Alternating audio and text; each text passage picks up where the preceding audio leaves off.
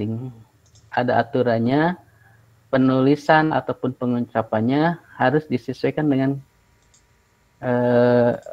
bahasa asalnya. Ini dari bahasa Inggris ya, analisis. Nah, maka di bahasa Indonesia kan menjadi analisis, bukan analisa ya. Nah, begitu juga kalau nanti pas nulis skripsi ada namanya hipotesis. Jadi dilihat dari asal-usul katanya bahasa Inggris. Jadi yang betul adalah analisis ya. Kemudian kita juga sering mendengar ada informasi keuangan atau laporan keuangan. Kalau kita lihat manfaat dari laporan keuangan, apa sih manfaatnya? Laporan keuangan itu adalah kewajiban dari pengelola atau direksi dan teman-temannya yang harus melaporkan aktivitas dia selama periode tertentu. Itu adalah laporan keuangan. Sedangkan informasi keuangan biasanya digunakan oleh para pengambil keputusan. Apa kalau bedanya kalau begitu? Nah, kalau laporan keuangan itu adalah berisi angka-angka yang belum punya makna. Atau kalau dalam bahasa lain itu masih kumpulan data. Makanya laporan keuangan itu adalah data. Jadi sesuatu yang dan bermanfaat untuk tujuan tertentu yang telah ditetapkan. Jadi seorang pengambil keputusan, dia baru boleh mengambil keputusan setelah dia mengumpulkan berbagai informasi. Bukan kumpulan data, bukan mengumpulkan data. Jadi informasi. Jadi kalau begitu apa informasi? Informasi itu adalah data yang sudah diolah. Data yang sudah diolah akan menjadi sebuah informasi. Itulah yang akan dipakai oleh para pengambil keputusan. Sedangkan data adalah sesuatu yang dihasilkan. Nah, tadi seorang pimpinan perusahaan dia berkewajiban menampilkan data-data dalam bentuk laporan keuangan. Apalagi kalau perusahaan sudah go public, sudah listing di bursa, itu ada kewajiban tiap triwulan atau tiap bulan bahkan harus melaporkan. Itu hanya data. Nah, seorang investor tidak cukup hanya melihat data-data saja, karena tidak akan membantu dia apakah dia akan membeli saham perusahaan tersebut atau tidak, atau harus menjual saham yang dia punya di perusahaan tersebut atau tidak. Hanya kalau didasarkan pada data, belum diolah menjadi sebuah informasi. Itu perbedaannya.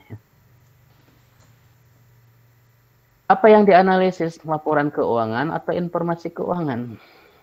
Seperti tadi, bahwa laporan keuangan itu masih berupa data, maka pasti yang dianalisis adalah laporan keuangan. Sedangkan hasil dari analisisnya itu adalah informasi keuangannya.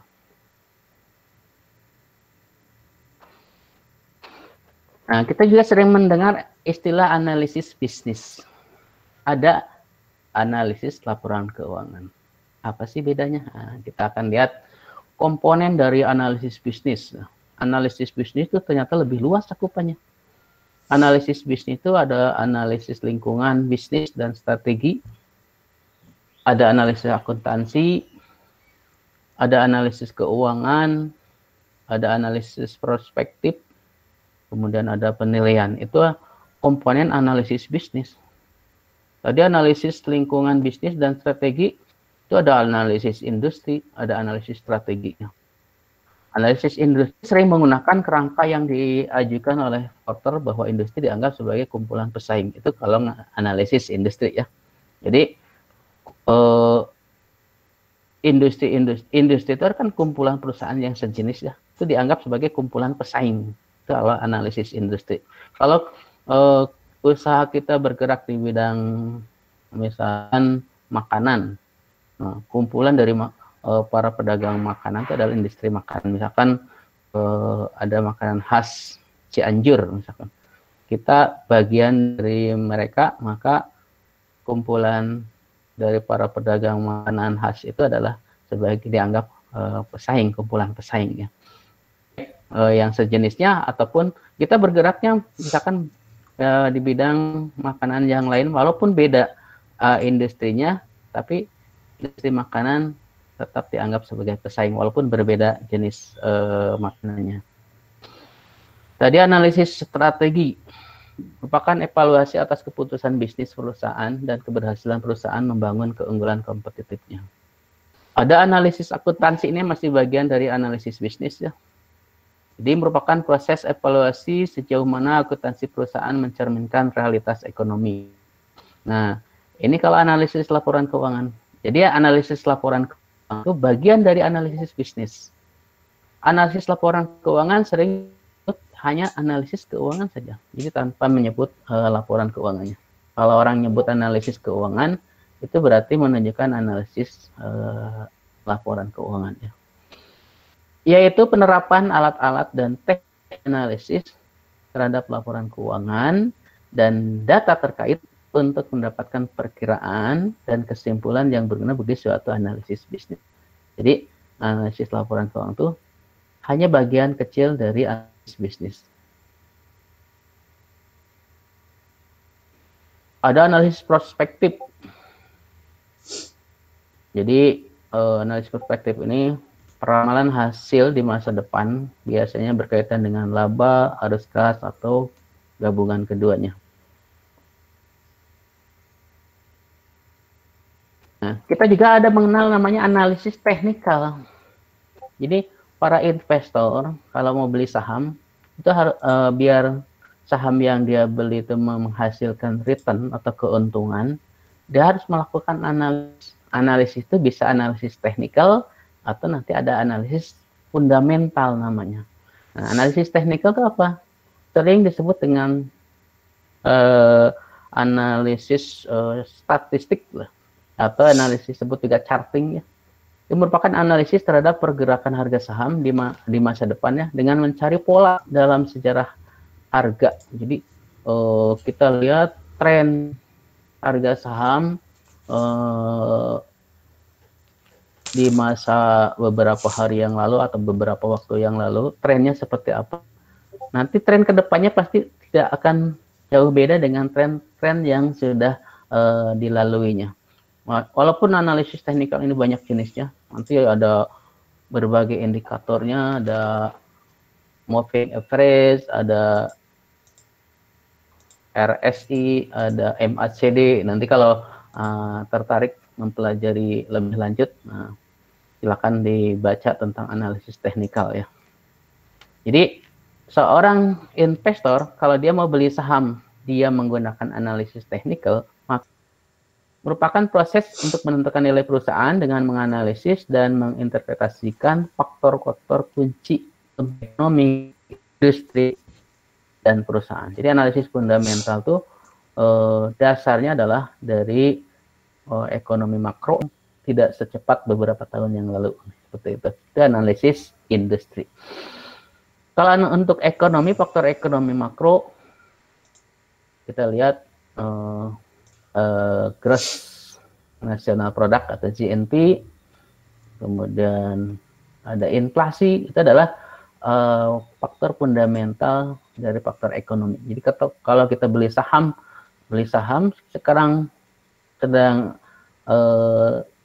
faktor ekonomi sedang kurang baik, nah berarti kita harus jadi perhatian kalau kita beli saham berdasarkan analisis fundamental ini.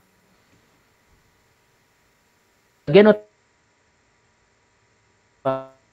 keuangan perusahaan. Jadi tadi kita bandingkan dengan kalau kita mau beli saham tertentu, lihat secara internal perusahaan seperti apa kinerjanya. Kemudian kalau kita lihat kelompok industrinya seperti apa, kemudian kita juga perhatikan faktor ekonomi makronya. Ya, analisis fundamental ya. Nah, tujuan analisis fundamental itu adalah menentukan nilai intrinsik. Nah, apa nilai intrinsik itu? Nilai yang wajar. Jadi saham, misalkan ini saham Telkom harganya misalkan 5.000. Pasaran 5.000. Ini wajarnya berapa sih? Itu bisa dihitung. Ada nilai wajar dari saham Telkom itu berapa. Mungkin pernah mendengar kalau uang di uang ya, mata uang kita rupiah, itu uang lembaran 10.000 misalkan, ada 100.000 lah, uang lembaran 100.000. Itu ada nilai intrinsik, ada nilai nominal, itu uang ya. Kalau nilai nominal itu yang tertera di uang tuh ada angka 100.000 ya. Kalau nilai intrinsik tuh nilai yang berkaitan dengan untuk mencetak uang itu habis berapa tuh? Itu nilai intrinsik namanya. Jadi nilai dasarnya. Nah, kalau di saham yang disebut nilai intrinsik itu nilai wajar saham tersebut berapa sih? Didasarkan pada kinerja yang dia miliki. Misalkan dengan kinerjanya bagus, profitnya bagus ya. Contohnya bagus lah, seperti Telkom kan bagus kan. Harga saham Telkom tuh misalkan 5.200. Di pasaran harganya cuma 5.000. Nah, berarti kalau kita sebagai calon investor itu layak untuk membeli saham Telkom karena nilai intrinsiknya lebih besar dari nilai pasarnya.